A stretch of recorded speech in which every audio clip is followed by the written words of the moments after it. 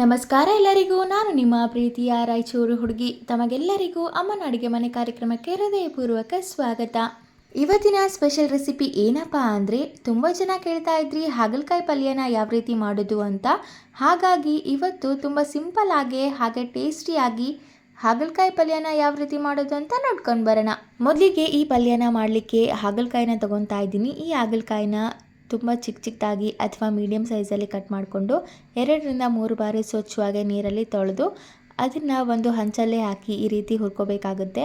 First ನೀರಿನಂಶ ಎಲ್ಲ ಹೋಗಿ ಅದಾದಮೇಲೆ ಎಣ್ಣೆನ ಹಾಕ್ಕೊಂಡು ಹುರ್ಕೋಬೇಕು. ನೋಡಿ, ನೀವೇ ನೋಡ್ತಿರ್ಬೋದು ಹಾಗಲಕಾಯಿ ಎಷ್ಟು ಕಲರ್ಫುಲ್ಲಾಗಿ ಕಾಣ್ತಾ ಇದೆ ಅಂತ. ನಾವಿಲ್ಲಿ ರೊಟ್ಟಿ ಮಾಡಿದೋ ಹಂಚಿದ ಮೇಲೆ ಹಾಗಲಕಾಯಿನ ಹುರ್ಕೋತಾ ಇದ್ದೀವಿ. ನೀವು ಪಾತ್ರೆಯಲ್ಲಿ ಕೂಡ ಮಾಡ್ಕೋಬಹುದು ಅಥವಾ ಕಡಾಯಿಯಲ್ಲಿ ಕೂಡ ಮಾಡ್ಕೋಬಹುದು. ನೋಡಿ, ನೀರಿನಂಶ ಎಲ್ಲ ಹೋದ್ಮೇಲೆ 2-3 ಟೇಬಲ್ ಸ್ಪೂನಷ್ಟು ಎಣ್ಣೆನ ಹಾಕ್ಕೊಂಡು ತುಂಬ ಚೆನ್ನಾಗಿ ಹುರ್ಕೋಬೇಕು. ಹಾಗಲಕಾಯಿ ಕಂಪ್ಲೀಟಾಗಿ ಕಲರ್ ಚೇಂಜ್ ಆಗಬೇಕು, ಅಲ್ಲಿವರೆಗೂ ಅದನ್ನು ಹುರ್ಕೋಬೇಕು.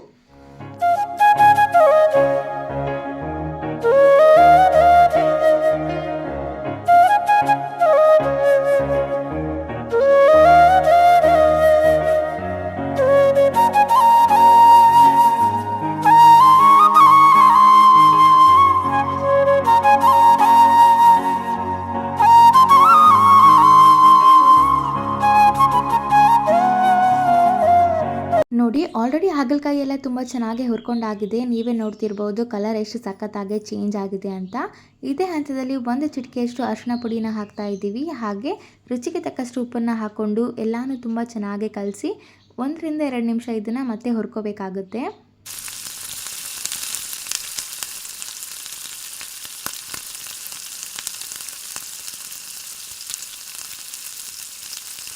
ಎಲ್ಲನೂ ತುಂಬ ಚೆನ್ನಾಗಿ ಫ್ರೈ ಮಾಡಿದ ಮೇಲೆ ಇವಾಗ 2-3 ಟೇಬಲ್ ಸ್ಪೂನಷ್ಟು ಅಚ್ಕಾರದ ಪುಡಿನ ಹಾಕ್ತಾ ಇದ್ದೀವಿ.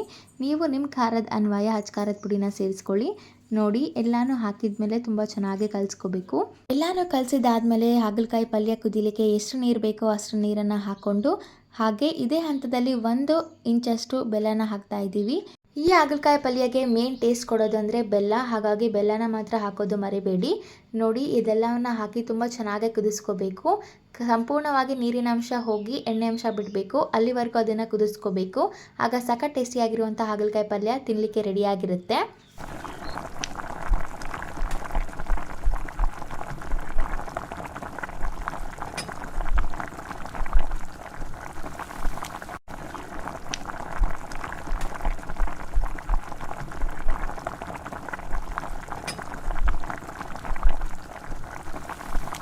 ನೋಡಿ, ಆಲ್ರೆಡಿ ಪಲ್ಯದಲ್ಲಿರುವಂಥ ನೀರಿನಂಶ ಎಲ್ಲ ಹೋಗಲಿಕ್ಕೆ ಸ್ಟಾರ್ಟ್ ಆಗಿದೆ. ಇದೇ ಹಂತದಲ್ಲಿ 1 ಟೇಬಲ್ ಸ್ಪೂನಷ್ಟು ಶೇಂಗಾ ಪುಡಿನ ಹಾಕ್ತಾ ಇದ್ದೀವಿ. ಅದಾದಮೇಲೆ ತುಂಬ ಚೆನ್ನಾಗಿ ಕಲಿಸ್ಕೋಬೇಕು, ಹಾಗೆ ಕುದಲಿಕ್ಕೆ ಬಿಡಬೇಕು. ನೋಡಿ, ಆಲ್ರೆಡಿ ಪಲ್ಯದಲ್ಲಿರುವಂಥ ನೀರಿನಂಶ ಎಲ್ಲ ಹೋಗಿ ಎಣ್ಣೆ ಎಷ್ಟು ಚೆನ್ನಾಗಿ ಬಿಟ್ಟಿದೆ ಅಂತ. ಇವಾಗ ಹಾಗಲಕಾಯಿ ಪಲ್ಯ ತಿನ್ನಲಿಕ್ಕೆ ರೆಡಿಯಾಗಿದೆ. ಇದು ತುಂಬ ಟೇಸ್ಟಿಯಾಗಿ ಬರುತ್ತೆ. ಇದನ್ನು ರೊಟ್ಟಿ ಜೊತೆ ನೆಂಚ್ಕೊಂಡು ತಿಂದರೆ ಸಖತ್ತಾಗಿರುತ್ತೆ. ಸೊ ಇದಾಗಿತ್ತು ಇವತ್ತಿನ ಸ್ಪೆಷಲ್ ಹಾಗಲಕಾಯಿ ಪಲ್ಯ ರೆಸಿಪಿ. ಈ ರೆಸಿಪಿ ನಿಮ್ಗೆ ಏನಾದರೂ ಇಷ್ಟ ಆಗಿದ್ರೆ ಅಮ್ಮನ ಅಡುಗೆ ಮನೆ ಯೂಟ್ಯೂಬ್ ಚಾನಲನ್ನು ಲೈಕ್ ಮಾಡಿ, ಶೇರ್ ಮಾಡಿ, ಕಮೆಂಟ್ ಮಾಡಿ, ಹಾಗೆ ನಮ್ಮ ಚಾನಲನ್ನು ಸಬ್ಸ್ಕ್ರೈಬ್ ಮಾಡಿ. ಧನ್ಯವಾದಗಳು.